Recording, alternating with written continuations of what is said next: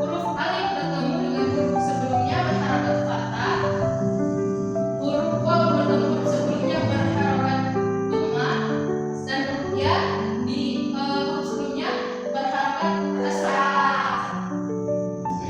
Contohnya di yaitu pola. Nah, huruf mad yaitu alif waw ya ini alif bertemu dengan sebelumnya berharakat fathah. Jadi cara membaca kolnya itu panjang 2 harakat atau 1 alif. Cara membacanya pola. Jadi membaca maktomi ini tidak boleh terlalu panjang juga.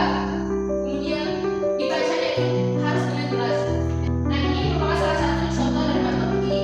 Contoh yang kedua itu yaitu ada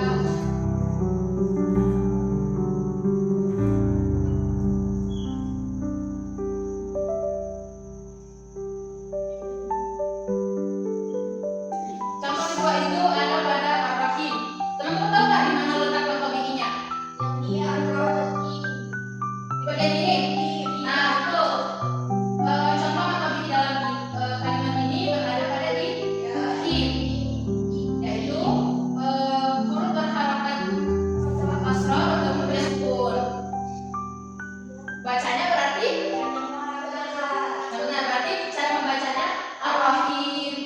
Apakah sudah paham semuanya? Nah, kalau sudah paham, ayo kita sama-sama cari di Quran surah Al-Baqarah ayat 3 tentang contoh-contoh maktomi dalam